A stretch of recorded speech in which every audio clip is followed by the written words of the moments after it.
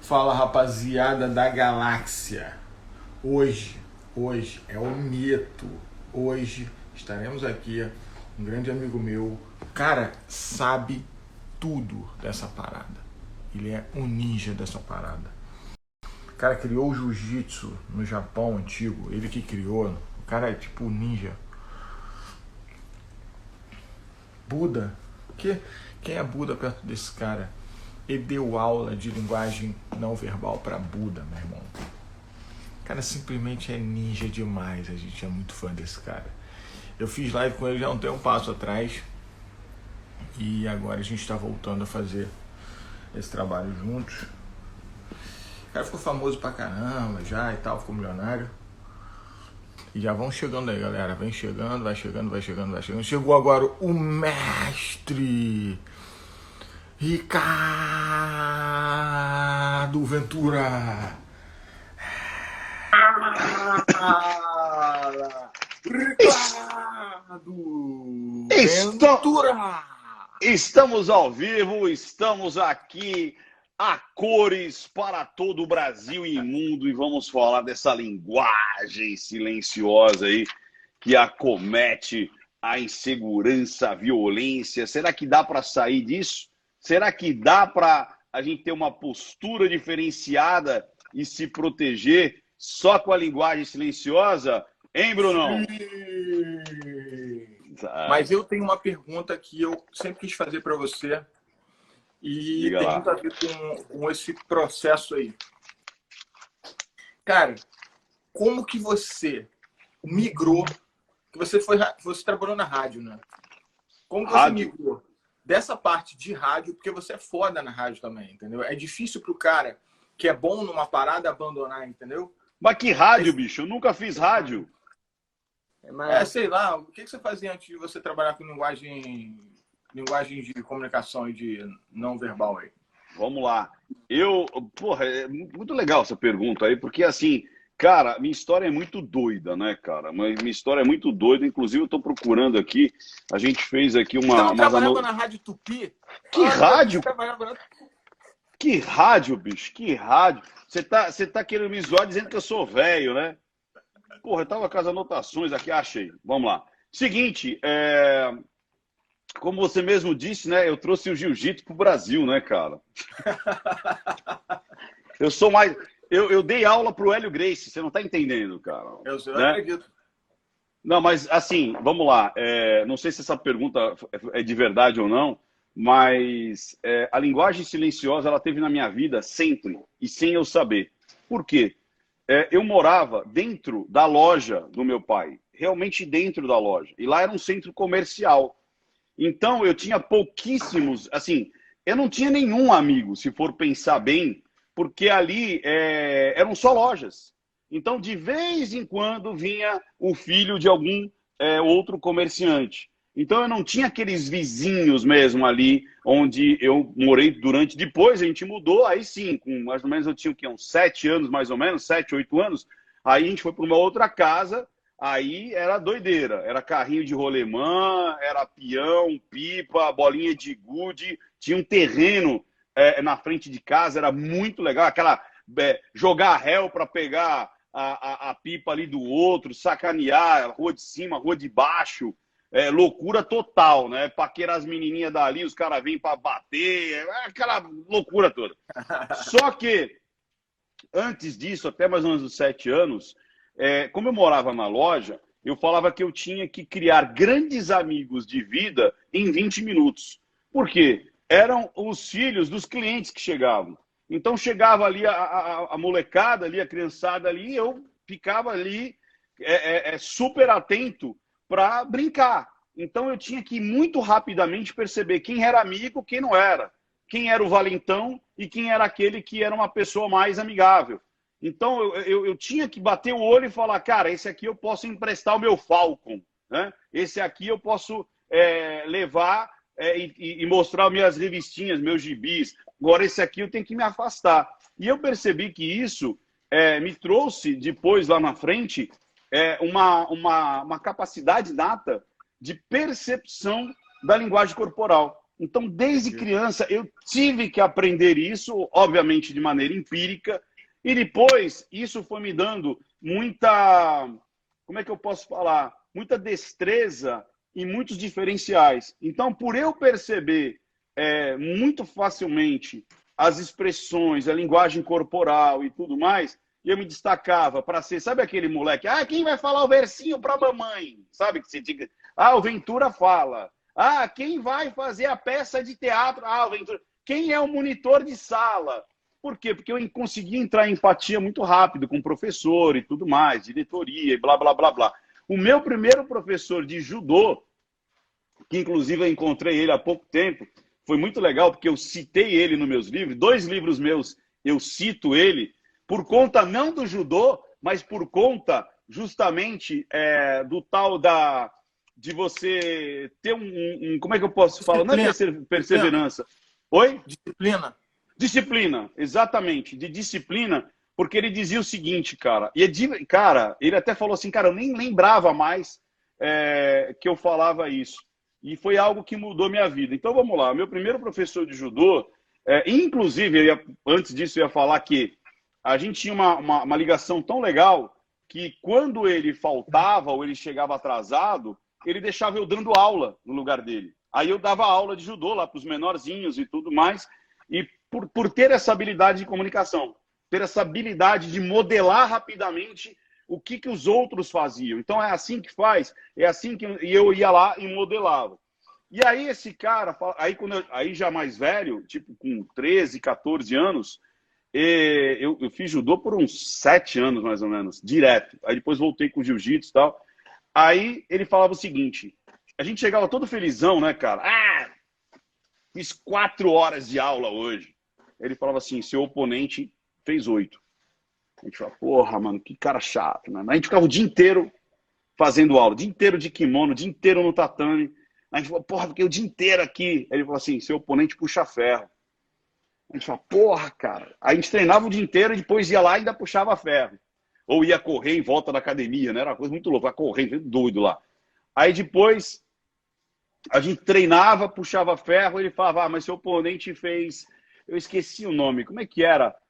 Eu não sei se você teve arte marcial, quando você dorme na academia, você fica um final de semana de imersão, randori, eu não lembro como é que chamava, eu esqueci o nome. Eu nunca fiz. No Karatê, eles faziam essa parada de ficar na academia muito tempo, mas nunca dormia lá. Não, a gente chegou a dormir, cara. Chegava a dormir no tatame lá. E tinha aquele lance, né, cara, de você chegar a limpar a academia. Hoje, se você mandar um moleque limpar a sala, a mãe vai falar, eita, eu pago! É a cerimônia do Soji. É quando você faz... Isso é uma honraria, inclusive. Exatamente. Os escolhidos, aqueles que poderiam adentrar antes no dojo, cara, preparar o dojo. Cara, eu nunca passei por trás do meu mestre. Olha isso, cara. São detalhes. Você nunca poderia passar pelas costas do seu mestre. E outra, você entrava no tatame, no dojo, você cumprimentava todos mais graduados que você. E se o cara tivesse de pé, você fazia lá a referência de pé. Se ele tivesse sentado, você ia de joelho. Então existia todo um ritual de disciplina. Até o tatame vazio. Você referencia o tatame antes de entrar, porque é um lugar sagrado.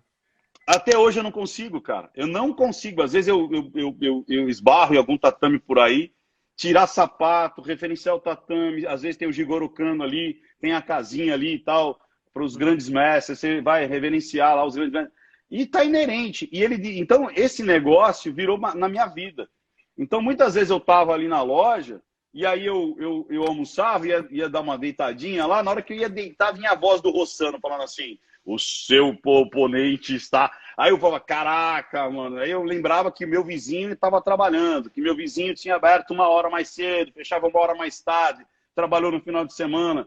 Então isso fez com que eu sempre tivesse uma disciplina muito, muito rígida e trabalhasse sempre um pouquinho mais, fizesse sempre um pouquinho mais, estudasse um pouquinho mais, lesse um pouquinho mais, né? Esforçasse um pouquinho mais. E às vezes... Oi. Você não acha, cara, dentro do que você teve de experiência, que no mundo das artes marciais, a gente aprende não só essa disciplina de fazer um pouquinho mais, mas acreditar em si mesmo. Muito, cara. Até porque, por quantas e quantas vezes, por exemplo, no Gil, né, e principalmente na década de 90, foi o iniciozinho ali do Gil em São Paulo, né, porque as academias vieram, principalmente ali com os Gracies e tudo mais, início da década de 90, eu lembro que, inclusive, o açaí da Faria Lima, o primeiro açaí da Faria Lima, que era numa esquina, era pequenininho, depois virou açaí praia, depois virou não sei o que lá, açaí, só tinha lutador, só ia cara de kimono pós-treino para tomar açaí. Isso que eu tô falando é 94, 95. Então apareciam uns caras bombados, cara, gigante, mas gigante.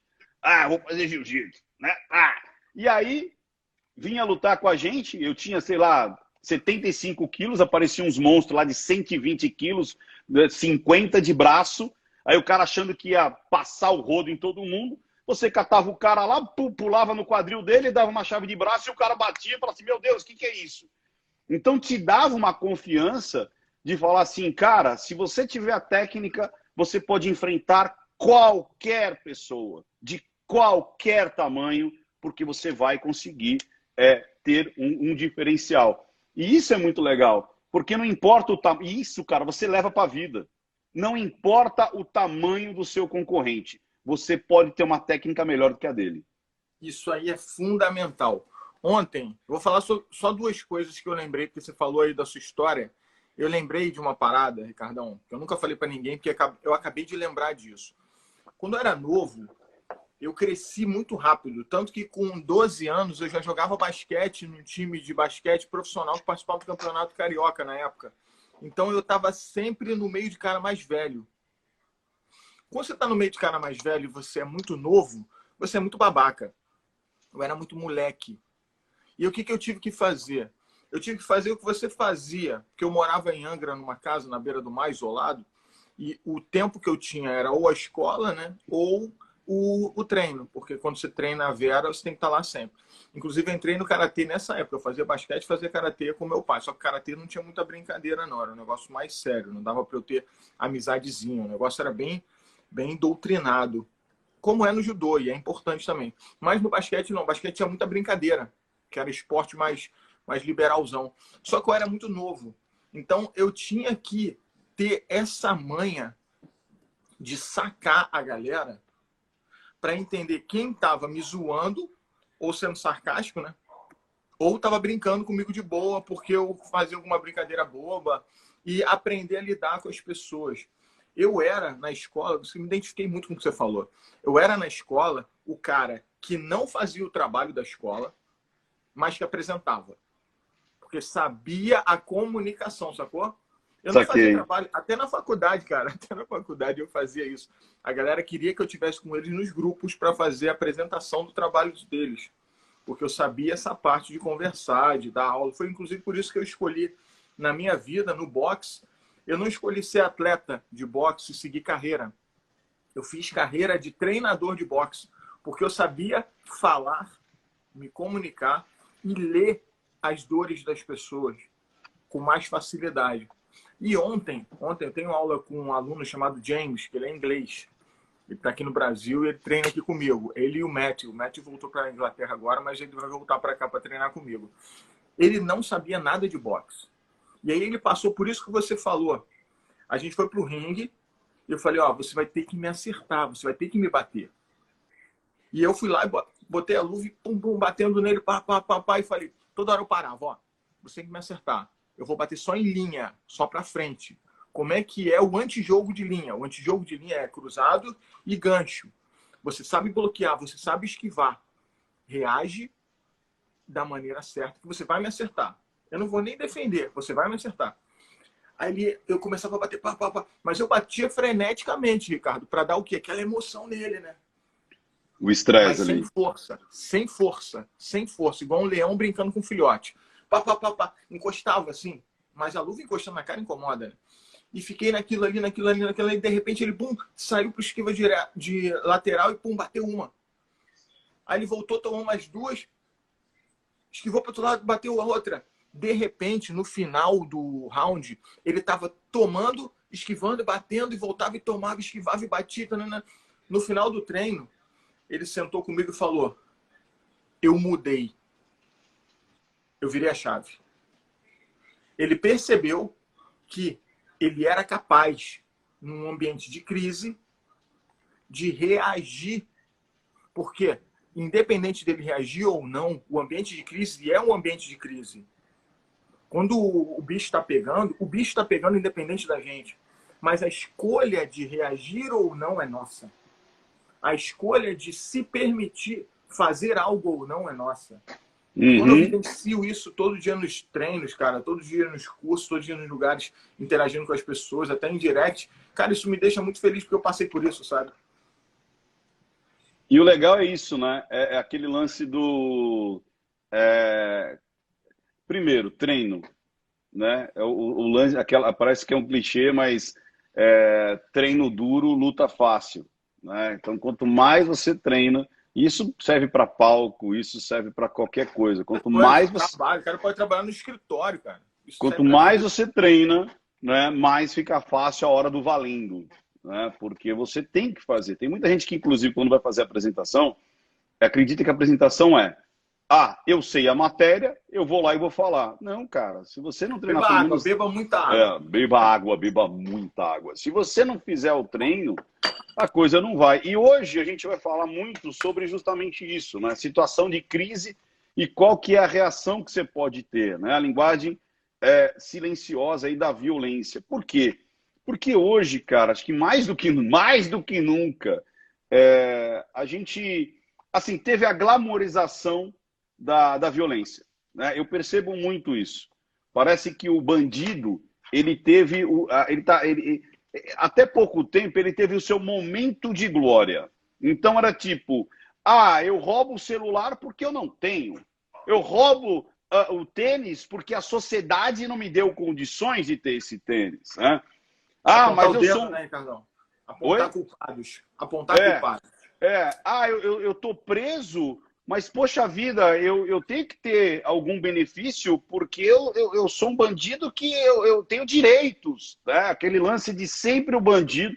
Esqueceu-se da vítima, né? Esqueceu-se que, peraí, você roubou meu celular porque você não tinha, mas e eu? Que trabalhei, ralei, comprei, eu sou culpado porque você não tem, né? E aí vem aquele lance, né? O quanto a meritocracia é importante, porque o quanto que esse rapaz deixou de ir pro forró, pro funk, né? Deixou de ficar buscando bizu e sentou a bunda na cadeira e foi estudar, ou fez hora extra, fez aquele horário mais, você tá entendendo? Para ter. Então houve uma glamorização, pode falar. Esse lado da glamorização, concordo plenamente, mas tem um outro lado que eu quero que você fale sobre isso, já engata uma na outra, que é o lado da supervalorização da fragilidade. Que quando você é vítima hoje, sacou? Você vai lá e se coloca, eu sou vítima, fui roubado, não vou reagir, é assim mesmo, tadinho de mim, e todo mundo bate palma pra vítima. Emenda nessa aí que eu sei que vai explodir. Então, por um lado, uma doutrina perfeita, né? Então, o bandido tem o seu motivo, o bandido pode fazer o que ele pode fazer porque ele é o bandido, e a vítima tem que fazer o papel de vítima. Você tem que ser frágil, você tem que parecer frágil, e você não pode fazer nada além de ser doador daquilo que a pessoa está pedindo de você, né? Que pode ser a sua carteira, pode ser a sua dignidade, pode ser... E o bandido, ele trabalha muito como um predador. O predador, ele não ataca a presa mais forte. O predador não ataca no bando, ele vai pegar quem? O leão vai pegar no bando de gnus o mais fraco, ou aquele que está doente, aquele que já tá desgarrado. Por quê? Porque isso é selva, cara. O predador, ele vai escolher a vítima mais fácil, sempre. Ele não é idiota de falar assim, eu quero roubar um celular, eu quero roubar uma mulher, eu quero roubar um garoto. Ele vai escolher aquele que está com um semblante confiante, aquele que está andando firme, aquele que tem algum processo ali que ele não identificou, que a gente vai falar ainda, né? Tipo, e aí? Esse cara vai reagir ou não vai reagir? Essa mulher, ela tá segura ou ela está vítima, ele vai escolher a presa mais fácil. É óbvio. Sempre foi assim e sempre será. Então a gente tem um problema seríssimo que a gente precisa quebrar, né? A gente precisa de polícia que possa ser polícia, a gente precisa ter penas duras, sim, para que a pessoa sofra, porque se não há o sofrimento, não há o aprendizado. O ser humano é assim. Você precisa ter uma sanção para não fazer aquilo que você quer fazer. Você tem que olhar para aquilo e falar: ó, eu vou ganhar um celular. Puta, mas eu posso tomar um cacete. Ó, eu vou roubar aquele tênis. Porra, mas eu posso ser preso. Então ele tem que ter uma sanção, ele tem que ter algo que ele perca para que ele olhe para aquilo e fala: acho que eu não vou fazer. Agora, como a gente está nessa situação, muitas vezes as pessoas são vítimas em potencial. O bandido ele vai escolher a vítima em potencial.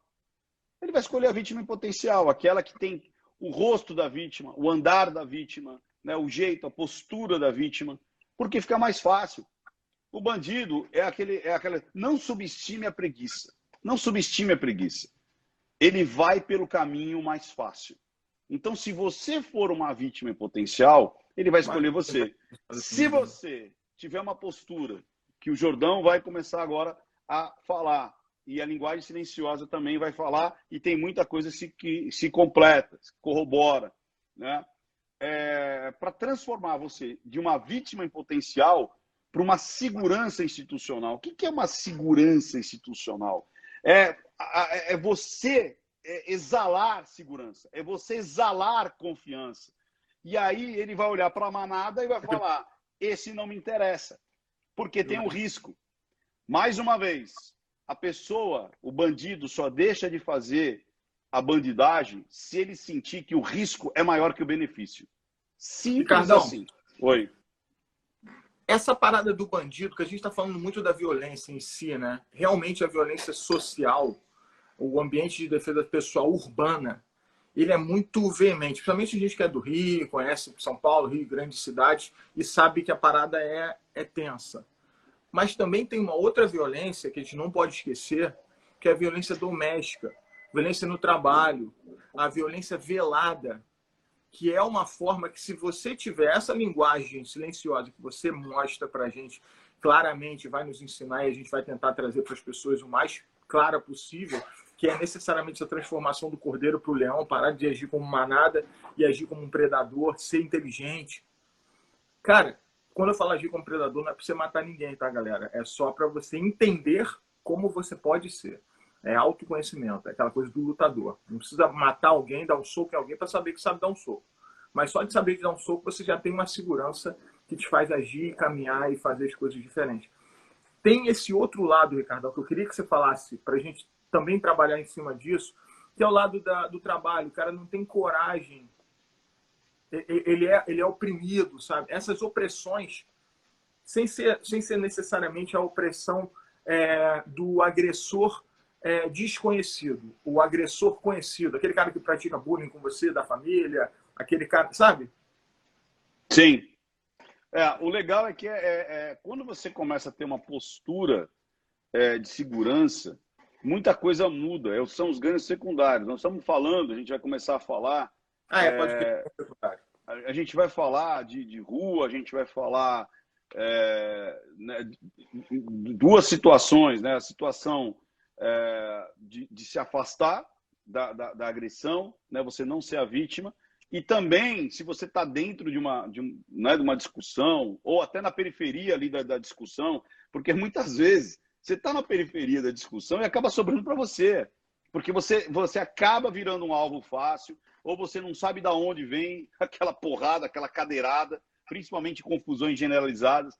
Existem formas de você se proteger, né? E quando você começa a ter essa atitude, e aí é aquela velha história, não é na primeira vez que você vai conseguir, é treino. Então você treinar isso, inclusive, todos os dias, voltando para casa, indo para o trabalho, esperando no ponto de ônibus, né? Você ali caminhando, mesmo num lugar seguro, a princípio, faça isso num lugar seguro, você vai ver que até o olhar das pessoas à sua volta muda. Então a gente pode começar a, por exemplo, falar da postura. Cara, corpo e mente formam um único sistema. Isso é a premissa da programação neurolinguística. Corpo e mente formam um único sistema. Não só da programação neurolinguística, como da psicologia. Você não vê uma pessoa feliz da vida assim. Você não vê. Você, né? Você já Só viu uma estiver pessoa, dormindo, só tipo estiver assim, dormindo. não, tipo assim, nossa, eu estou muito feliz hoje, eu ganhei um prêmio, tal, fui promovido. Você não vê. Né? Então, corpo e mente faz um único sistema. O que você pensa, o seu corpo transmite. Simples assim. Então, quando o ser humano olha para você e vê as suas expressões, a sua postura, o seu olhar, ele automaticamente, isso desde o tempo dos homens da caverna, ele vai identificar se aquela presa ela está confiante, e eu não sei por que ela está confiante, ou ela está deprimida, ela está vitimizada. Então, se você, a primeira coisa é postura. Então, às vezes eu vejo muitas pessoas andando na rua, e aí você percebe que às vezes a pessoa está assim, ó, ela está com a bolsa aqui, ela está ocupando o menos espaço possível, e aí ela está com aquele olhar assim, ó. Cara, até eu que não sou bandido, eu falo assim, eu vou dar uns tapas nela e roubar essa bolsa, né? Ela pede para ser abordada, porque a pessoa tá assim, né? Então, até a sobrancelha. Então é o seguinte, por mais que você esteja se borrando por dentro, você tem que ter aquela postura, cara. Não é de arrogância, mas é aquela postura de olhar, a princípio, no horizonte, quando não tiver nenhuma ameaça, e andar firme. Tum, tum, tum, tum. E andar firme, peito estufado, tanto homens quanto mulheres, entendeu? É a postura do vencedor, é a postura do líder, é a postura do líder da manada. É o alfa, né, cara? É o alfa. E andando rápido, andando tum, tum, tum, tum, tum, tum, como tivesse pressa. Andar com pressa já dificulta uma abordagem. Olha que loucura. Lembra? Não subestime a preguiça. Andar com pressa já dificulta a abordagem. Então, se você andar firme, tum, tum, como tivesse atrasado, isso já dificulta. Outra coisa é o olhar. Fala um pouco do olhar pra gente. Vocês já viram aquela encarada do boxe? Quando os caras param. No MMA também tem essa parada, né? Para um na frente do outro e faz assim. Aquela olhada, né? Aquela olhada, quando você tem essa noção que eu aprendi com o Ricardo e que muita gente na luta já tem isso, você consegue perceber quem é o dominante. Muitas vezes o cara que está ali na sua frente, ele faz um monte de firula e tal, não sei o quê, mas ele não olha você no olho. Ele faz um monte de firula olhando para lá e tal, olha para você assim, ó. Ah, não sei o quê. Mas ele não consegue ficar 2 segundos olhando você no olho. E quando ele olha, ele faz isso aqui, ó. Uhum. Ou sorri, né? Isso, perdeu. Ou sorri, né? Isso é muito característico dos animais também. Animais dentro de grupos que são bandos, né? Por exemplo, leão e outros animais de bando, eles têm essa relação com o macho alfa. Quando o macho alfa olha para eles, ele olha assim, e o que é o beta, que é o macho que não é dominante, ele abaixa o olhar. Os gorilas fazem isso também, de abaixar a cabeça para não olhar direto nos olhos do macho alfa. Essa relação de olhar no olho de alguém, ela transmite uma coisa que eu aprendi no Não Minta Pra Mim, que é a verdade. E se você tem medo, o indivíduo que está do outro lado percebe que você tem medo. Então, se você não tem medo, você olha. E se você olha, é porque você não tem medo, provavelmente, porque você não está namorando o bandido. Uma outra coisa também que é muito interessante, que prova a possibilidade da gente poder emular isso. Tem uma experiência de biofeedback que eles fizeram com lobos, que o cara ia lá, eu não lembro se foi Maslow, eu não lembro exatamente o nome do cientista, sei que é um russo. O cara ia lá, toda vez ele dava uma carne para o lobo e ele tocava um sininho. Chegou um momento que ele, só de tocar o sininho, o lobo já estava salivando e a barriga roncando e estimulado para comer. Por quê? Porque ele emulou uma reação fisiológica baseada em um estímulo repetido. Esse é o treinar, sacou? É o Quando treinar. você está treinando, como o Ricardo treinava, e chegava um cara gigante para pegar o Ricardo lá. Tipo, o Ricardo, na época, 70 quilos, chegava um cara do meu tamanho, 120 quilos, ia lá pegar o Ricardo, vou arrebentar esse velho aqui e tal, não sei o quê. Beleza, 94, né? 94, É. 94, 95. Chegava um molecão de 20 anos, sempre assim, né? Moleque novo, forte. Chegava um molecão de 20 anos lá. Vou pegar esse velho e vou atropelar ele, meu, essa barba branca dele, pô, vou acabar com ele. Achando que ia se dar bem. Se o Ricardo olha na cara dele, com essa cara dele, sarcástica, de sem vergonha, olha pra ele e ainda dá uma risada. Meu irmão, você pode ter certeza, o cara pode ter 150 quilos. Ele vai desarmar todinho. Desmonta um cara. Desmonta. Por quê? Só dele olhar no olho e ainda por cima sorriu. Tipo assim, cara, você não apresenta perigo nenhum. Então vamos lá. Acabou. De novo. Vamos lá. Primeira coisa. Então a gente está falando de algo que não é... Isso não é... Como eu falo, o problema... o buraco é mais embaixo. Como a gente falou, a gente devia ter... que o bandido devia ter medo da polícia. O bandido devia ter medo da cadeia. Ele devia ter medo das sanções. Né? Esse é a grande questão. Né? Como não tem, você tem que imprimir esse ritmo dessa pessoa segura.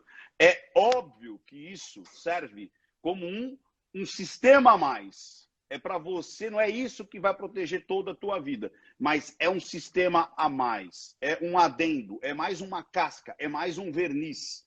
É óbvio que você ter outros artifícios aí para você utilizar, é óbvio que é melhor. Mas vamos supor que você não tenha, ou você, que já aconteceu comigo, né? Principalmente quando você está numa cidade que você não conhece. Você, de repente, você vira uma esquina e você fala, e agora? E aí você encontra, às vezes, um elemento, dois elementos, você fala, o que eu vou fazer? Ou você está sozinho, ou você está com a sua esposa, e aí se você der aquela tremida, se você der aquela vacilada, pronto, é a vítima. Você tem que continuar com a postura e com o olhar. E principalmente aquele olhar, quando estiver aproximando perto da pessoa, você dá aquela encarada ainda, e você olha, ainda faz assim, ó, tipo, cumprimentando, tipo, e continua. Cara, isso desarma quem está procurando vítima. Outra coisa que chama muita atenção para quem é o bandido é as mãos escondidas. Isso é muito interessante. Como assim? Vamos lá. Desde os tempos imemoriáveis, por que as pessoas se cumprimentam? Por que isso aqui é um sinal de que estamos em paz? Por que eu faço hall assim? Para mostrar que eu não tenho nada nas mãos. Por que eu abraço? Eu abraço para botar peito com peito e eu dou as costas para suas mãos. O abraço é um ato de confiança, porque eu estou dando as minhas costas para as suas mãos. Você poderia ter um punhal para me matar. Então, o abraço é uma maneira de dizer assim, eu confio em você. Isso aqui é para mostrar que, olha, eu não tenho nada nas mãos. Então, quando você esconde as mãos, se você tiver com a mão dentro da bolsa, se você tiver com a mão dentro do bolso, dentro de uma jaqueta, isso atrapalha o bandido. Porque, mais uma vez, ele vai olhar na multidão. Esse não tem nada nas mãos. E esse tem o que nas mãos? Eu não sei. Ele, na dúvida, mais uma vez, não subestime a preguiça. Ele vai na vítima mais fácil. Ele vai naquela pessoa que não tem risco nenhum dele abordar. Então, ameaça velada, né, Ricardão? Ameaça velada. Eu não sei o que essa pessoa tem na mão. Então, ela vem andando forte, vem andando com pressa, vem com o olhar fixo no horizonte, vem com uma expressão, né, uma expressão ali, uma expressão não de medo, mas uma expressão a gente fala até que é de raiva, mas é marca-texto, que é isso sério, aqui, ó. Sério, o cara tá sério. O cara tá sério, tá focado, tá andando rápido. Ainda passa por mim. Olha nos olhos. Olhei o rosto, decorei o rosto dessa pessoa. Continuo seguindo, fala, pô, o cara já me olhou, já me encarou, já vai reconhecer a minha face. Eu não sei o que ele tem na mão. É melhor deixar passar. É melhor pegar outra pessoa. Não é melhor pegar aquela pessoa. E aí, Jordão? Essa é a linguagem silenciosa que a gente percebe. Tem muito a ver com o que você passa quando a gente fala de luta, quando a gente fala de boxe para defesa. Como é que é isso aí?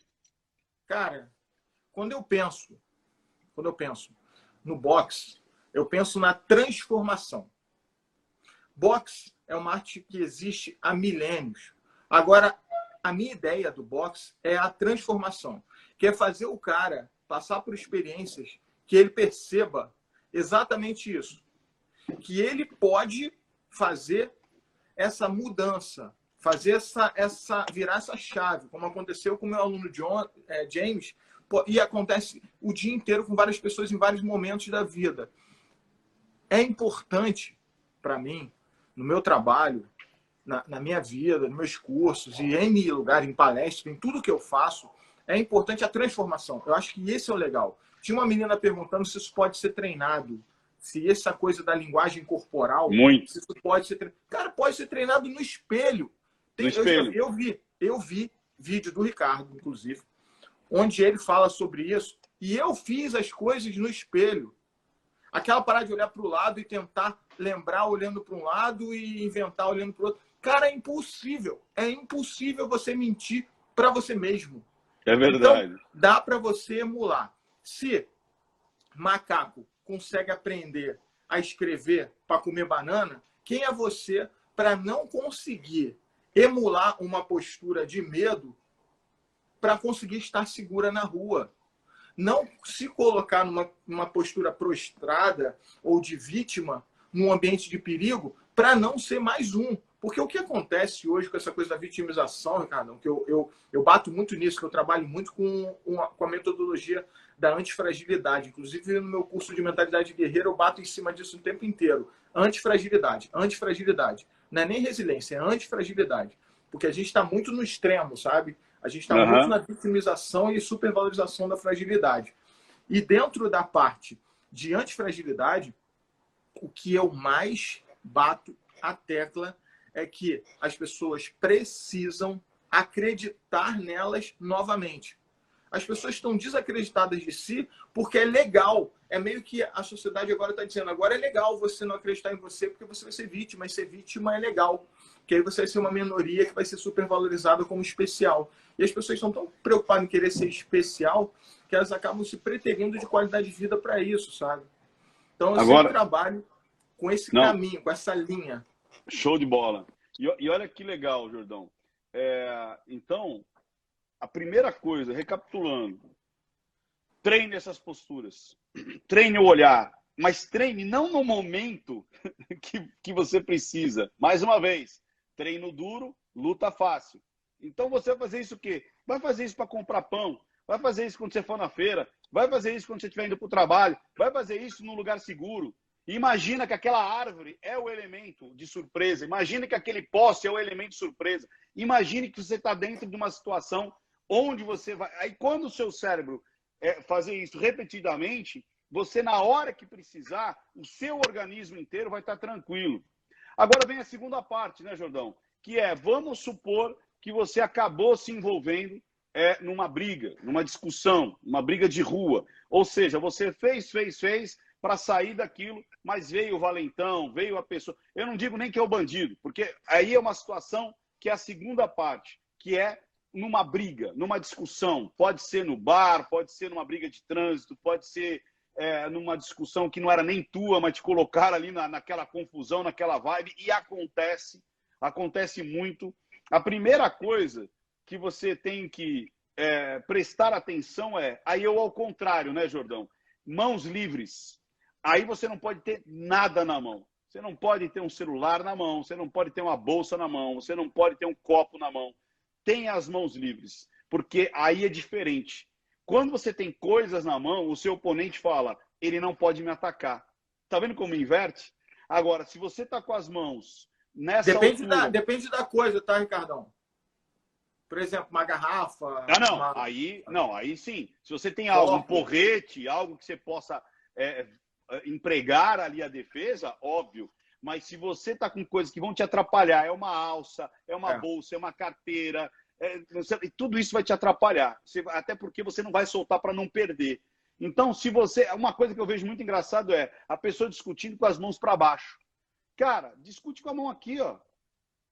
Fala como se você estivesse gesticulando aqui, ó. Porque sua mão já está aqui, já está mexendo. Para ela vir para um soco é muito rápido. Então, você está falando com a pessoa, olha, isso aqui. E primeiro, você tem até uma situação de esquiva, você tem uma situação de se proteger. Então, fale com as mãos nessa altura aqui.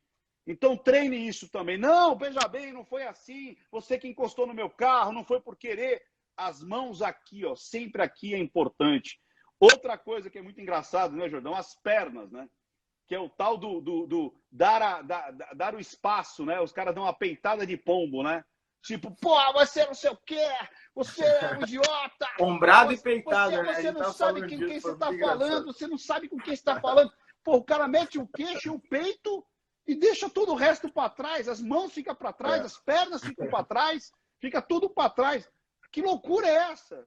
Né, Jordão? Quer dizer, a linguagem silenciosa. Você tô aqui, tal, coloca uma perna na frente da outra, primeiro que você já diminuiu o seu volume ali. E você está aqui, botando a pessoa, para ela chegar perto de você, vai ter um pé ali, vai ter uma perna, vai ter um joelho, vai ter uma coxa.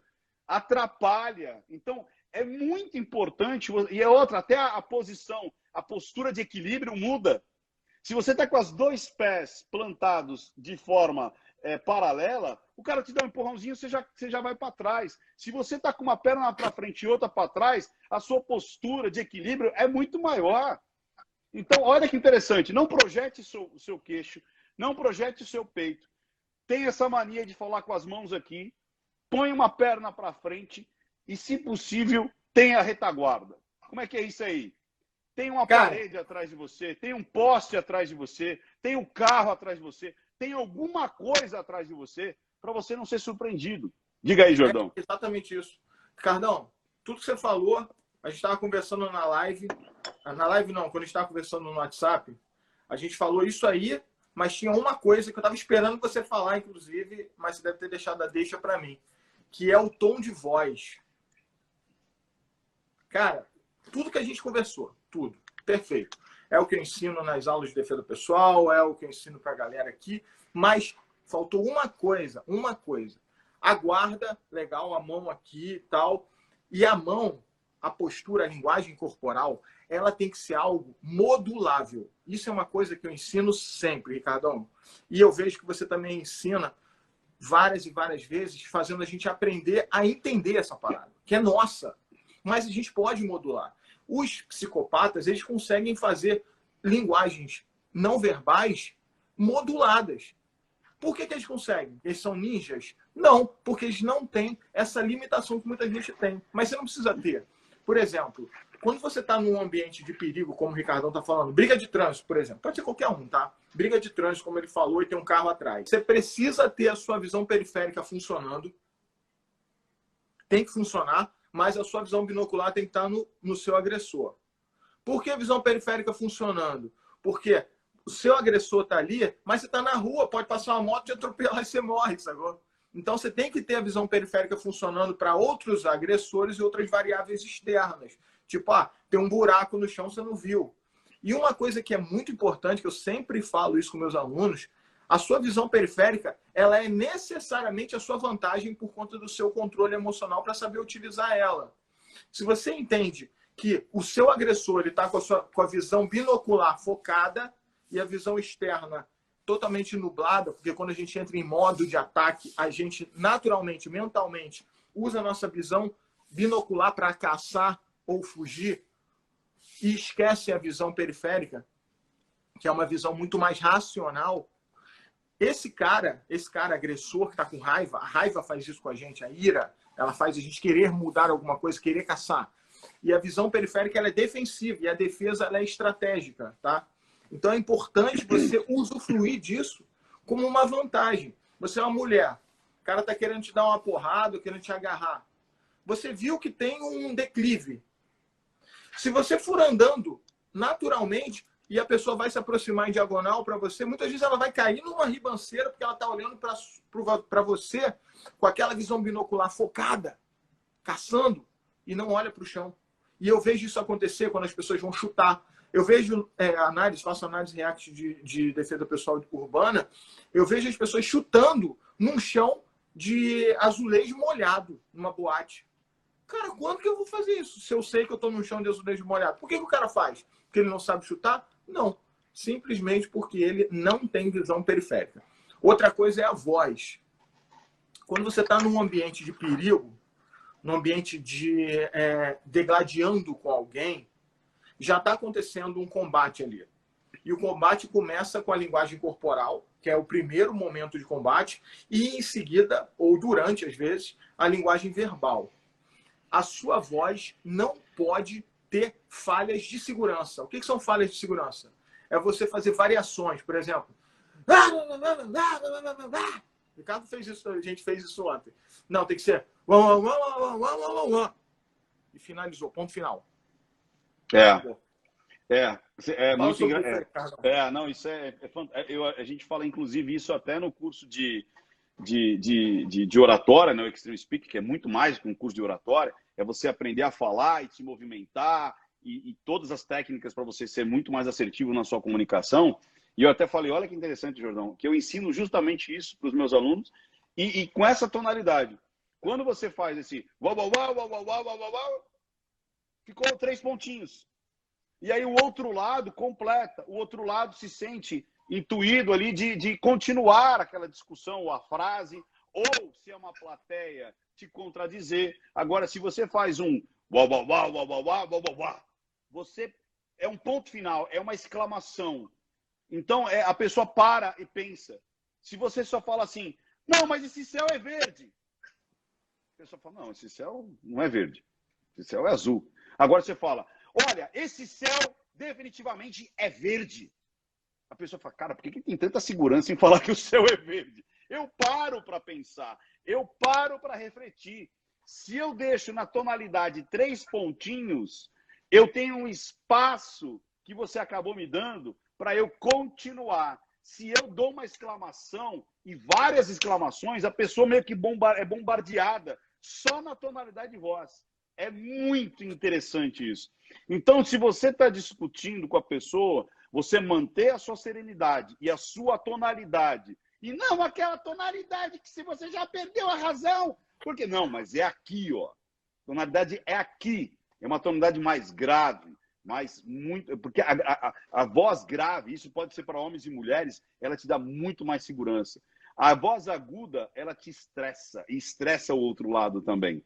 Então, quando você termina com ponto final, né, na tonalidade e a serenidade, e você sempre manter esse equilíbrio tonal, realmente o outro lado é como se ele estivesse tomando porrada, porque ele começa a perder a razão, ele vai para o xingamento, e quem está em volta fala, poxa, um tá tranquilo, não está falando palavrão, está ali numa serenidade, falando forte, falando firme. Quem chega depois fala, esse deve ter razão.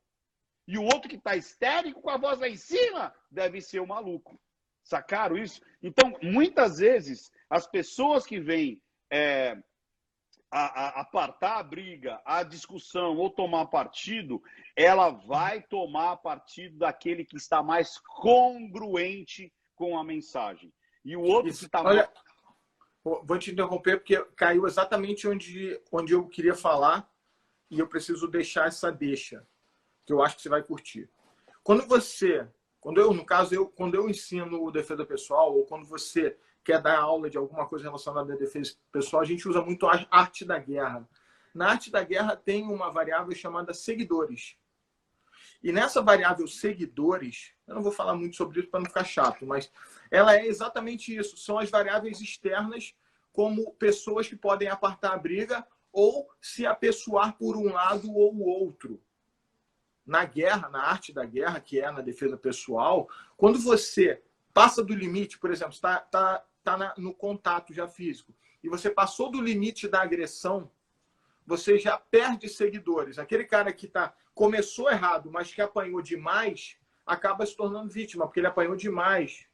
E aquele que começou errado, mas teve uma linguagem corporal de segurança e serenidade, muitas vezes ele é interpretado como um cara que está certo, porque ele não está gritando, ele está na dele, ele está mais controlado. Então, isso tudo, ter ciência disso, vai te tirar de armadilhas. Isso. Armadilhas que são oriundas da sua não realização do seu máximo potencial, que é você se perceber como alguém que doma as suas próprias emoções. Um aluno meu, inclusive aluno da minha plataforma, falou aqui que nós precisamos ter as emoções, mas não deixar que as emoções nos tenham.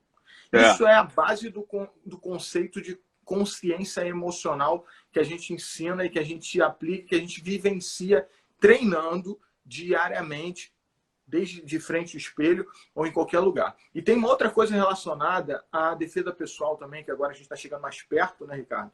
Então eu vou falar sobre esse negócio já para gerar o gancho para você falar.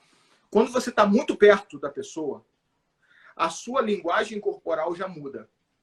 Porque às vezes, você pode utilizar uma linguagem passiva para se aproveitar de uma oportunidade. Por exemplo, quando você está lutando, você às vezes quer que o cara bata na sua cara e não bata no seu corpo porque você está com a costela quebrada. O que você vai fazer para isso? Você vai fingir que você está com a guarda baixa. Você não vai deixar a guarda escrachada, que você não vai perceber. Mas você finge que está com a guarda baixa. Para quê? Para ele bater em cima achando que você está com a mão meio errada. Mas na verdade você está com medo que está com a costela quebrada. Quando você está numa situação de defesa pessoal, você é um cara que treinou boxe de rua comigo. Então você sabe bater perfeitamente, mas você não sabe chutar. Até porque em curta distância é meio difícil chutar, mas hipoteticamente. Você não vai, em nenhum momento, ficar numa distância longe do cara. Você vai deixar o cara chegar perto, deixa o cara chegar perto do alcance do braço dele e abaixa a mão ali, ó, numa distância, igual o Ricardão estava falando, uma distância que você consiga proteger o queixo, mas que ele veja as palmas da sua mão, deixe as palmas das mãos para você se mostrar um inofensivo, como o Ricardo mostrou, aquela coisa da tchau, do abraço, a mão ela ainda tem um semblante Sim. associado à passividade. Isso. Deixa suas mãos à Mãos mostra. limpas. Deixa as mãos à mostra ali, sabe para quê? Para o indivíduo atacar seu rosto. Porque você treinou tantas vezes o soco no rosto, o tapa no rosto, que é o que você sabe se defender. E você vai conseguir fazer com que a sua linguagem corporal induza ele a agir de uma maneira e não de outra, já que a agressão é eminente e inevitável. Tá? Isso é uma estratégia. Show. E olha que interessante. E uma das coisas e isso nós estamos falando de momentos extremos e tudo mais, e uma coisa muito importante, mas muito importante, principalmente se você tiver com filhos ou com a sua esposa, seu namorado e tudo mais, é a rota de fuga. Ou seja, é aquele momento que você fala, fudeu. Ou então, cara, eu não quero entrar nisso, eu não pertenço a isso. É como eu falei, às vezes te colocam dentro da situação. Então, vamos supor que o cara, sei lá, saca uma faca, saca um revólver. Você não sabe, né, até onde vai ali a situação. É fuga, cara. Não, você enfrentar um indivíduo que você sabe que você pode se ferir mortalmente, foge. É difícil o agressor sair correndo sem parar. Ele se sente já vitorioso no momento que você sai correndo. Então, é aquela coisa, olha lá, não sei o quê, arregou, tal. Cara, é melhor, aqui a pessoa fala, é melhor um covarde vivo, né, do que um valente morto. Então, em última instância, fuja. Simples assim. Então, você ter a rota de fuga é muito importante. Você saber para onde você pode escapar é muito importante. E saber exatamente, muitas vezes, ceder. Às vezes você está ganhando numa discussão. Eu demorei para aprender isso, viu, Jordão? Demorei para aprender. Você está ganhando uma discussão. É você que tem que pedir o acordo. É você que tem que pedir desculpa. Mas, cara, eu estou ganhando. O negócio está indo. É como se fosse até tem isso na arte da guerra. É como se você cedesse sem precisar ceder. Então, cara, eu te entendo. Você está com a cabeça quente. Olha, eu não queria que chegasse a tanto. Olha, minha mão já está no meio do caminho. Vamos apertar a mão. Gente, a gente não precisa disso tudo. Então, quando você sentiu que você ganhou, seja você aquele que vai fazer a conciliação. Porque o outro lado já perdeu, já sabe que perdeu, e é você que está iniciando o acordo. Não tem por que essa pessoa não entrar. É óbvio que ela pode falar, ele tá... aí você volta. Mas você ofertar o acordo, você ter o empate é muito salutar. do que você Sim. querer que o outro fale. Porque o outro lado jamais vai falar, ah, tudo bem, eu errei, desculpa. E vai sair andando com o Não rabinho. espere, não. Isso é uma característica que as pessoas têm que colocar na cabeça delas. Aí a gente pode até fazer uma comparação com o que a gente estava falando do governo, do bandido, da vitimização e da supervalorização do agressor. Não espere que outros façam aquilo que você deve fazer. Não responsabilize o governo, não responsabilize o Estado, a cultura por algo. Tome partido, saia da inércia, haja. Você pode resolver o problema. Não fique esperando o cara que está errado tomar partido e falar, pô, realmente eu estou errado. Porque ele não vai dizer isso, porque ele não tem que dizer. A responsabilidade de fazer o certo é sua. Não porque ele está errado, mas porque você sabe que é o certo. E o certo nunca é. Isso é para todo mundo que ensina arte marcial no mundo, todo mundo que ensina defesa pessoal ou luta. O certo nunca é a agressão. Já veio um cara escrever isso aqui com total propriedade. Lutador não briga. Lutador se defende. É isso aí. Lutador se defende. Por isso, inclusive, por isso que mudamos, vou falar aqui em público, agradecendo, inclusive, Ricardo, que participou desse projeto comigo, mudamos o nosso projeto para boxe para defesa. Porque o propósito do lutador é a defesa. É isso aí. A defesa do oprimido, a defesa do próximo, a defesa de si mesmo e de todos aqueles que não podem se defender. É isso. Não espere que alguém entre na briga por você, porque você vai ficar esperando. Por mais que você está tomando porrada, não fique esperando, porque pode nunca acontecer. Não espere que outros façam o que é certo e assumam uma responsabilidade que as pessoas não assumem. Não espere, haja. Seja proativo na sua própria vida. E aí você vai ter segurança, porque a segurança vai ser provida por você mesmo e não terceirizada, que é o que a gente está acostumado a fazer. Quer pedir pizza? Em vez de você ir lá na pizzaria comprar pizza, ou comprar a porra da farinha e fazer em casa, que é muito mais saudável, você faz o que? Liga para o iFood. A gente está acostumado com essa merda dessa nossa preguiça em tudo. E aí o que a gente faz? A gente vira um terceirizador. Defesa pessoal, mudança interna, não dá para terceirizar, porque ela é de dentro para fora. E olha que legal. Cara, eu lutei minha vida inteira. Assim, eu falo a minha vida inteira porque foi tão marcante. Já faz muitos anos que eu não faço mais arte marcial. Mas sei lá, parece que assim, eu deixei o tatame, mas o tatame não me deixou. Então, essa postura, porque foram muitos e muitos anos, eu carrego ela até hoje. Pra você ter uma ideia, Jordão, eu acho que eu nunca briguei na rua. Olha que loucura. Só pela postura, só por você se posicionar, eu acho que a pessoa começa a perceber que você tem uma postura segura. É como eu falei, você sai da vítima em potencial e você tem uma segurança institucional, ou seja, está institucionada dentro de você. Eu nunca briguei, nunca troquei, nunca tive trocação na rua, nunca tive trocação. Nunca. Nunca. A coisa termina antes de chegar nas vias de fato. Justamente fazendo essa linguagem silenciosa, essa linguagem da segurança, e aí a tonalidade de voz, e começar a ter o acordo a partir de você. Então, conseguiu, pá, fala assim, cara, então vamos botar a bola no chão. Eu gosto muito de falar isso. Vamos botar a bola no chão, vamos botar a razão. Sabe, eu entendo que você está nervoso, eu entendo que isso aconteceu, papapá. Vamos botar a bola no chão. Eu sei que você não quer isso.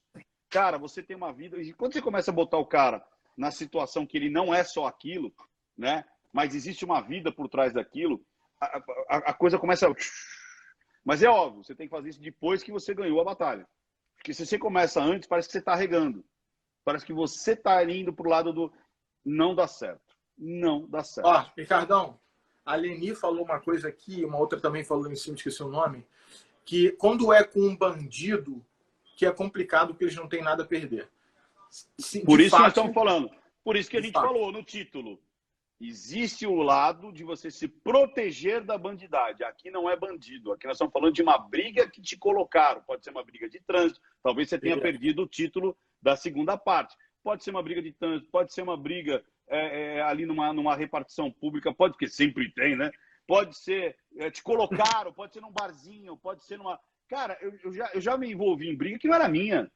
O negócio tava ali, de repente o cara brum, cai em cima do... Pô, cara, você derrubou toda a minha pizza aqui. Que negócio é esse? Então a gente não está dizendo que você vai trocar ideia com bandido. Não, não dá para você trocar ideia com bandido. É muito difícil. Apesar que já aconteceu comigo 2 vezes, mas eu não aconselho. E eu já consegui reverter 2 situações com bandido. Com bandido. E eu consigo. Oi. É claro, é claro. Eu não vou falar para ninguém trocar ideia com bandido, porque não, é muito perigoso. Eu conheço, no mundo que eu conheço, mestre da comunicação, só tem um, Ricardo Ventura, não minta para mim, acabou. Agora, trocar ideia com bandido é o Ricardo e acabou, galera. Vocês não vão conseguir, nem tem. Não, tanto é que defesa pessoal, 2 vezes. Defesa pessoal, ela trabalha muitas vezes, quando é uma situação de perigo eminente, nesse caso, bandido ou agressor, que vai trabalhar com a vida necessariamente, a ideia é a prevenção e o uso da estratégia. Isso aí eu trabalho com vocês que a gente tá falando. No meu curso, eu trabalho na minha vida. Outra coisa, a outra estava perguntando de controle emocional. Eu sou palestrante de controle emocional aqui na UFSC. Eu sou palestrante de controle emocional também em instituições privadas, que tem exatamente isso, brigas institucionais, tem um monte de cacique, para pouco índio, o pessoal sai na porrada dentro das empresas. Eu vou lá ensinar as pessoas a ter controle emocional. Trabalho com isso porque eu aprendi isso na luta, como o Ricardo aprendeu, e eu entendo o processo para transferir isso para as pessoas, porque eu estudei para ensinar. O que eu percebo, dá para aprender controle emocional? Claro, como aprende-se qualquer coisa. Mas o que eu percebo é que, num ambiente de sobrevivência urbana, sobrevivência quando a agressão é iminente e passiva de morte, tá?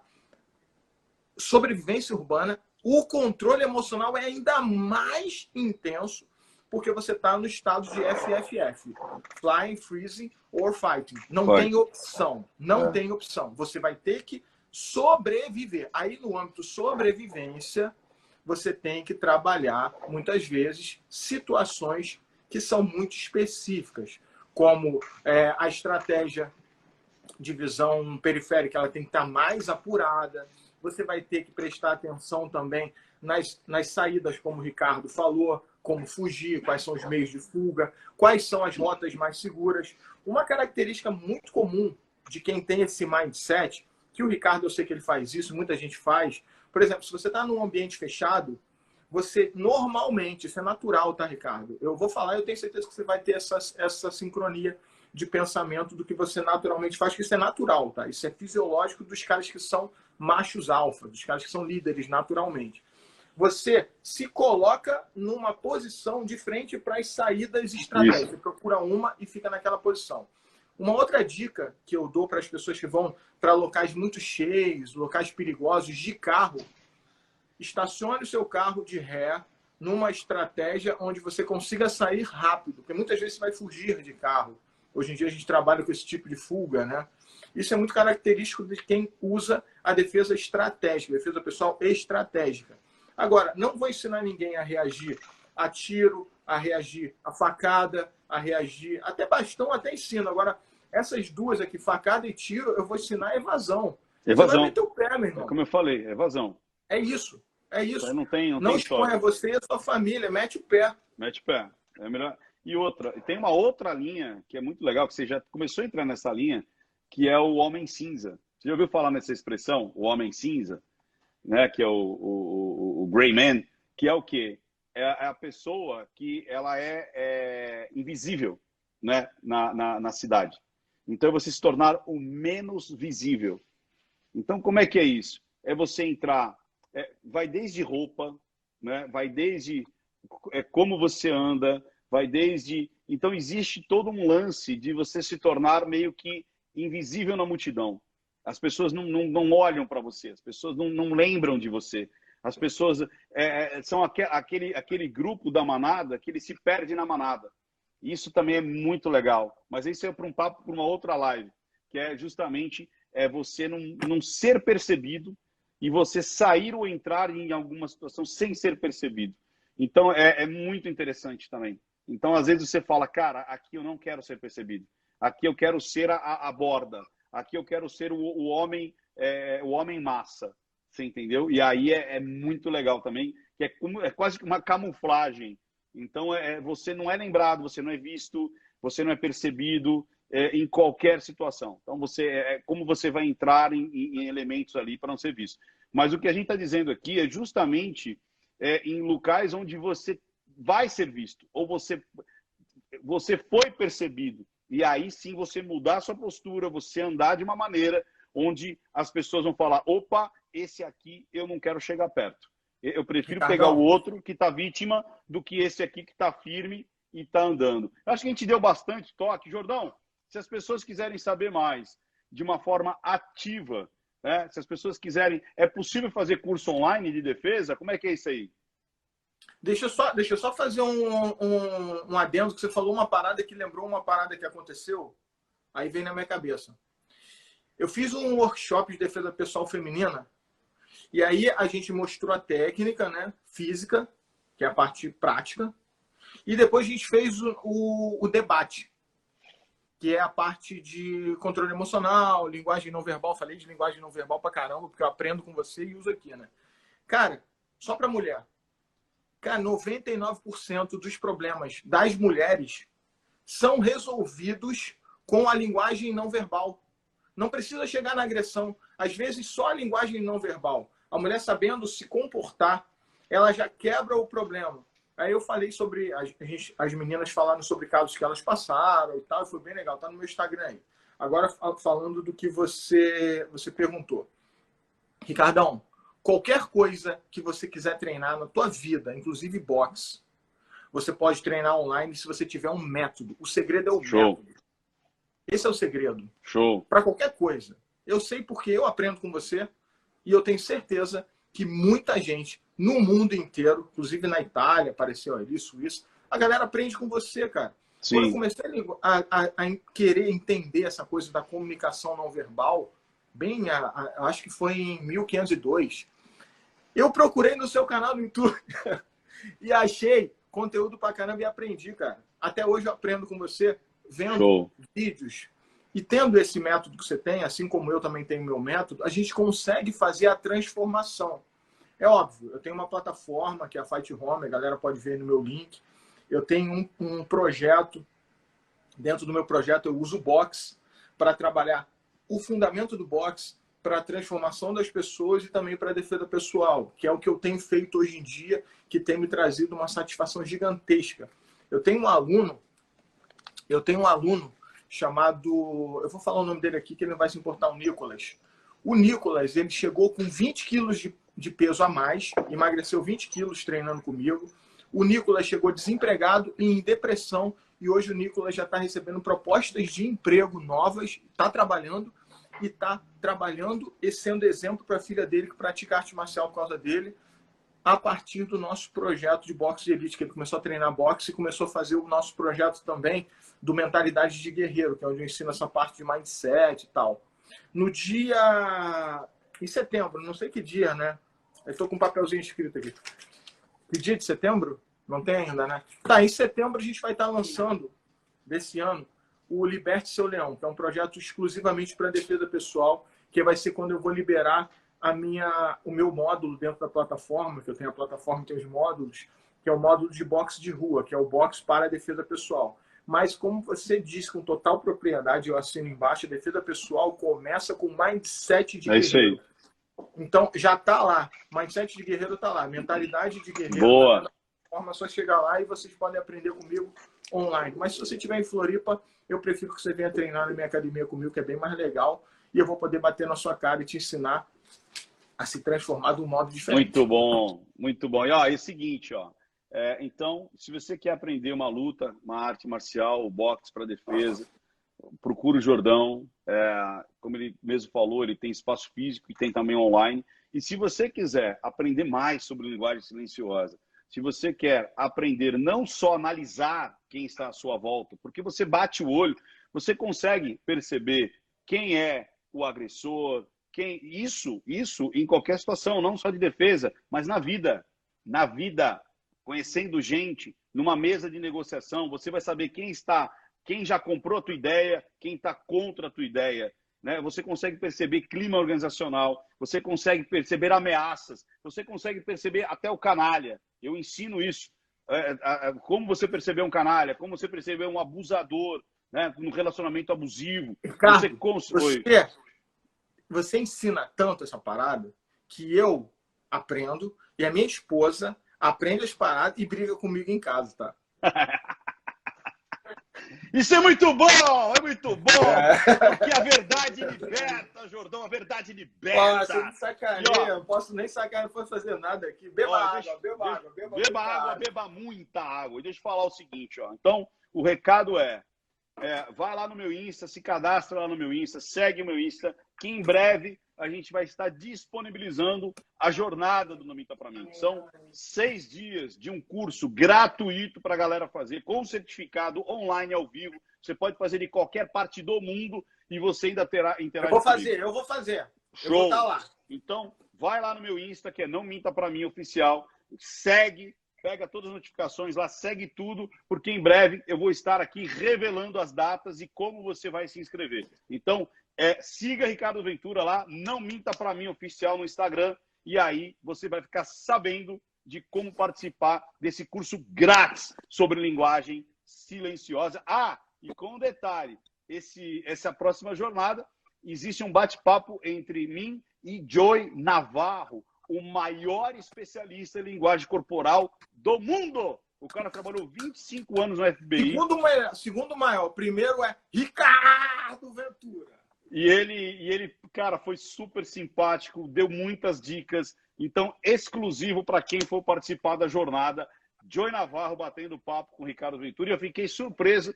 Não é que o velhinho me conhecia, cara? Você acredita nisso? Quem não conhece você, cara? Eu falei, caraca! Professor dele. Eu falei, caraca, Joy, tu me conhece, mano? Ele falou, claro, você é o famoso Ricardo Ventura. E falou em espanhol, foi muito gentil. Tá vendo? O cara falou em espanhol com a gente na entrevista inteira. E ele, como ele fala, eu sou mais americano do que cubano. Ele nasceu em Cuba, foi para os Estados Unidos com 8 anos de idade. Também teve que usar desde criança a linguagem corporal para se safar de muita coisa ali. E foi muito legal, muito bacana. Então, é um presentaço que vocês vão receber participando aí da jornada do Não Minta Pra Mim. Cadastre-se lá no meu Insta, que em breve você vai ficar sabendo das datas. É isso aí, galera do meu Insta, que não segue Ricardo Ventura, é para seguir agora. Agora. Nesse exato momento. Entra lá agora e segue. Porque eu aprendo com ele. As minhas aulas de mentalidade de guerreiro, as minhas aulas de defesa pessoal, muita coisa de material que eu aprendi vendo esse cara. E eu vou fazer o curso dele.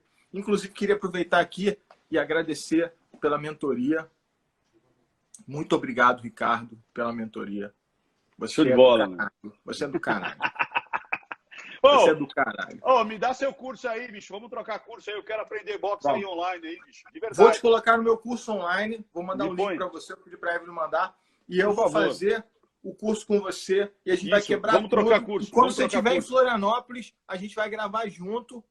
Você me batendo. Vou treinar no Bob. No Steel e no boxe. Vou fazer os dois com você. Se bobear, vou até comprar o Bob lá para ficar dando umas porradas aqui no instituto. Aqui. Faz isso. Tá. Beleza, pessoal? É nóis. Beba água. Beba muita água. Até mais, pessoal. Tchau.